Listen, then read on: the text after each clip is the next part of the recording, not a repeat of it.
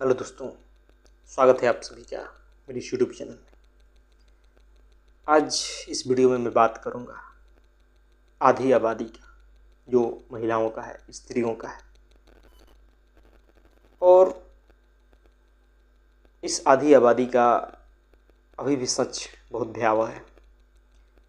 अभी भी स्त्रियों की जो चेतना है वो मुक्त नहीं हो पाई। अभी भी उनके भीतर समाज को लेके, जीवन को लेके एक ढांचा बना हुआ है, जो उसी ढांचे में, जिसके कारण वो उसी ढांचे में रहती है। हो सकता है बहुत सारी महिलाएं इससे मुक्त हो चुकी हों, जिनके जीवन में अवेयरनेस आया, शिक्षा आया, सही शिक्षा, जिन्होंने जीवन पर विचार किया, जो बौद्धिक, जिनके पास बौद्धिक समझ है। निश्चित रूप से उनकी चेतना मुक्त हुई होगी, वो समाज में बराबरी का स्थान रखती हैं। लेकिन जब हम आसपास देखते हैं, अपने घरों में, पड़ोस में, रिश्तों में, जो महिलाएं हैं, जो स्त्रियां हैं, तो उनकी चेतना को अभी भी बिल्कुल एक ढांचे में ही देखते हैं। जो उनके सपने हैं, जो उनकी इच्छाएं हैं, वो कहीं ना कहीं पूरा का पूरा कंडीशनिंग से आता है। जो उनके शौक हैं, जो स्त्रियों ने अपने आप को समझ रखा है, उसके कारण कहीं ना कहीं उनकी चेतना का विकास नहीं हो पा रहा। उसके कारण कहीं ना कहीं वो बहुत सारे पैसे, बहुत सारा समय ऐसी जगह बर्बाद कर रही हैं जिसका जीवन में कोई खास उपयोग नहीं है। पढ़ी लिखी आजकल की महिलाएं, जो शिक्षित हैं, उनका भी कहीं ज़्यादा विकास देखने में नहीं मिलता चेतना के स्तर पर।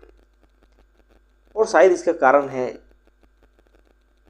बाहरी दुनिया से संबंध स्थापित न करना, बाहरी दुनिया में न जाना, वहाँ संघर्ष न करना, घरों में कैद होना। भले आज सोशल मीडिया का ज़माना है, सोशल मीडिया से हम पूरे दुनिया को, खबर को देखते हैं, लेकिन जब तक हम समाज में उतरते नहीं, जब तक हम जीवन में संघर्ष नहीं करते, बाहर दुनिया को नहीं देखते, तब तक जीवन में काफ़ी चीज़ें समझ नहीं आती कि दुनिया आखिर है कैसी, कैसे कैसे यहाँ लोग हैं, किस प्रकार लोग जीवन जीते हैं, कैसे कैसे उनके विचार हैं। और इस कारण कहीं ना कहीं हमारे भीतर अनुभव का अभाव होता है, परिपक्वता का अभाव होता है। इस कारण कहीं ना कहीं हम वहीं के वहीं रह जाते हैं। भले हम पढ़ाई ऊंची कर लेते हैं, डिग्रियां हासिल कर लेते हैं, सभ्य हो जाते हैं, लेकिन चेतना उसी प्रकार रहती है। यह मैं खास करके स्त्रियों के भीतर देखता हूँ। अभी भी उनके भीतर बस वही मानसिकता है कि मेरा काम तो बस घर में रहना है, खुद को सजाना है, बच्चों की परवरिश करनी है।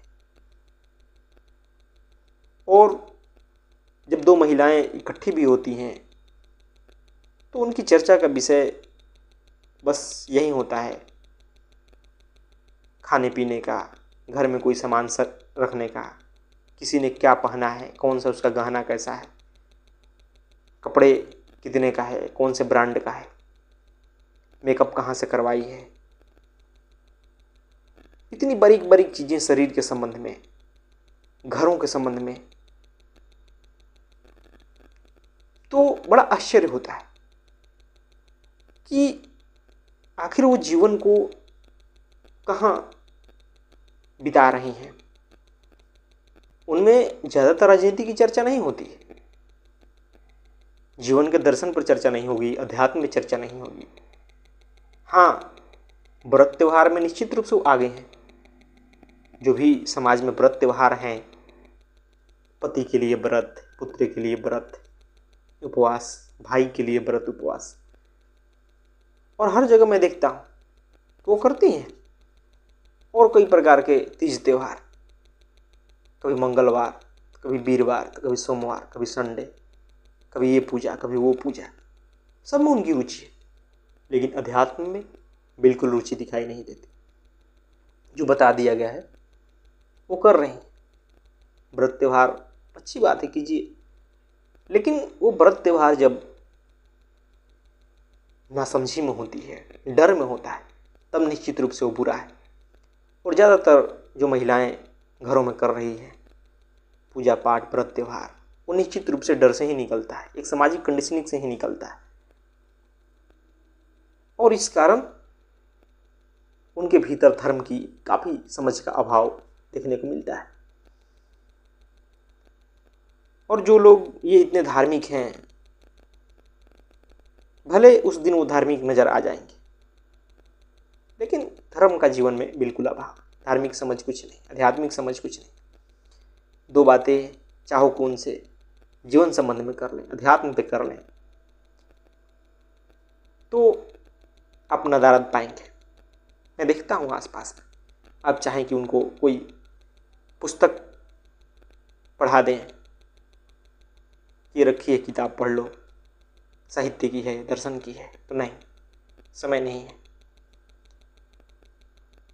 तो बड़ा अचंभा होता है कि आखिर स्त्रियों की चेतना इस प्रकार दमित क्यों है, इस प्रकार उनकी सोच अभी क्यों एक क्षेत्र में बस सीमित है।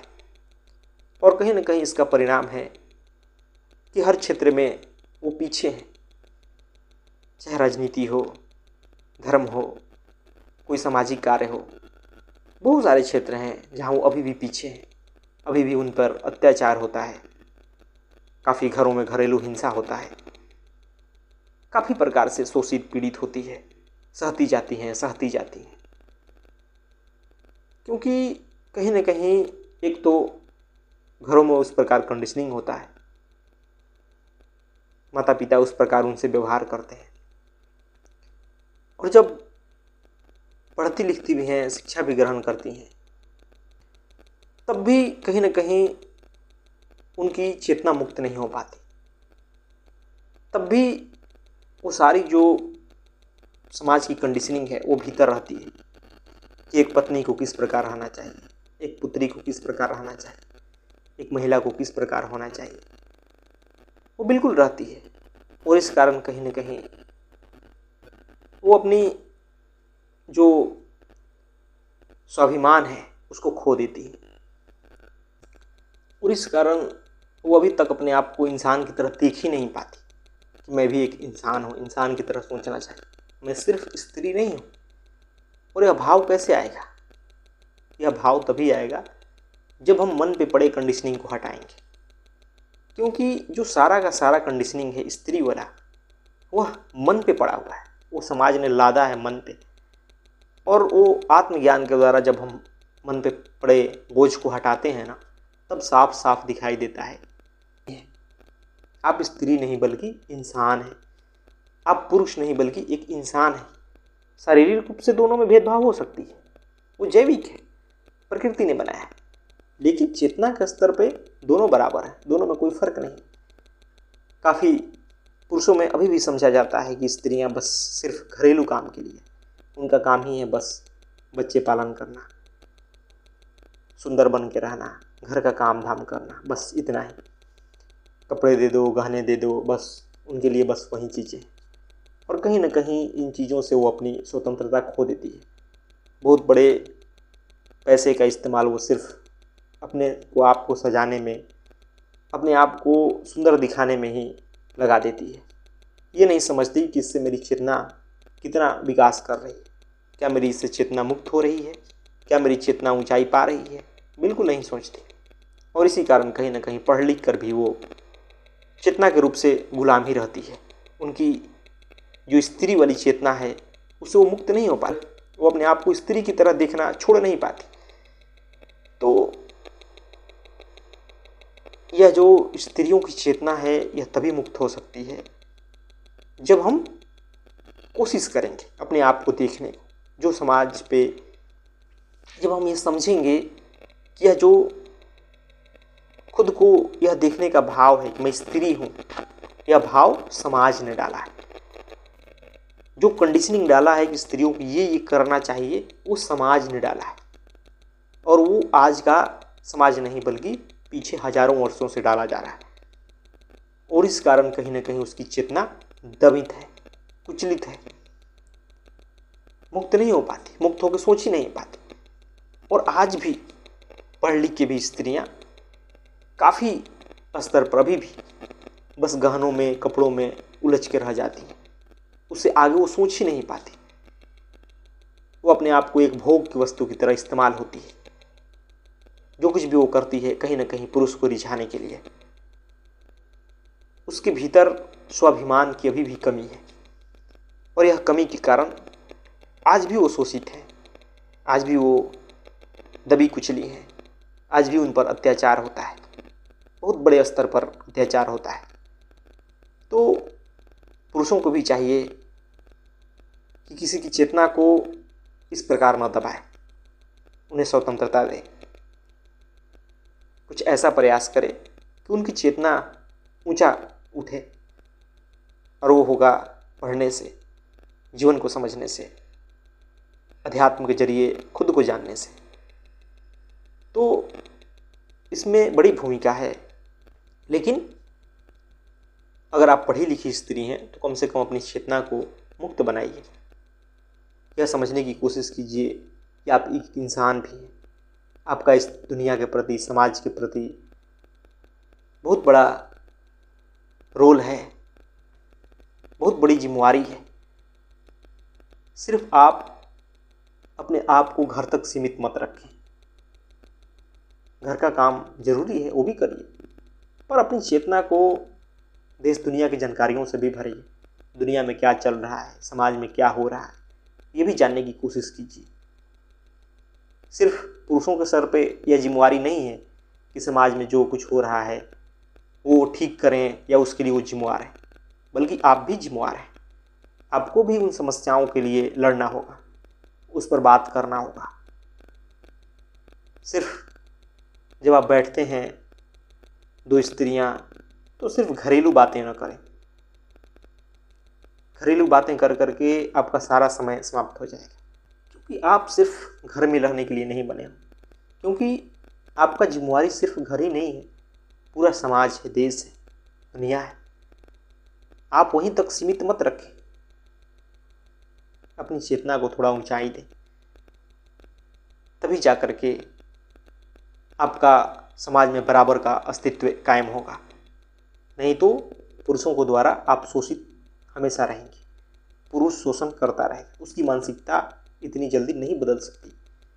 वो आपको यह समझे कि आप भी बराबरी का हक रखती है। बराबरी के नाम पे वो आपको सुविधाएं उपलब्ध करा देता है कि देखो मैं तो शोषण नहीं कर रहा हूँ आपका, आपके लिए गहने ला के दे दिया, आपको खाने पीने का दे दिया, आपको सारी सुविधा दे रहा हूँ, आप आराम से बस बैठे रहो घर में। तो यह कोई भलाई का काम नहीं, यह कोई बहुत बड़ा काम नहीं किया। काम तभी होगा जब आप स्वतंत्र रूप से अपने विचार रखने लगे, जब आप जीवन को समझने लगे, समाज को समझने लगे, दुनिया को समझने लगे, जब आप समझ जाएं कि आप सिर्फ स्त्री नहीं बल्कि एक मानव भी हैं, एक इंसान भी हैं, तभी जाकर के आप बराबर खड़े होने का दावा कर सकती हैं। आप समाज में बराबर खड़े हो सकती हैं, तभी जाकर के स्त्रियों पर शोषण भी बंद होगा। तो इसलिए अपनी चेतना को ऊंचाई दीजिए, अपनी चेतना को विस्तार दीजिए, पढ़िए, दुनिया को समझिए, आपके आसपास हो क्या रहा है इसको देखिए गौर से, थोड़ा बाहर निकलिए, थोड़ा जीवन को देखिए, समाज को देखिए, अनुभव लीजिए, मेहनत कीजिए। तब देखिए कि आपका जीवन कैसे रहता है। तब देखिए कि उस विस्तार में क्या आनंद है। तब देखिए कि आप भी कितना समाज में महत्वपूर्ण स्थान रखते हैं। आपका जीवन भी कितना कीमती है।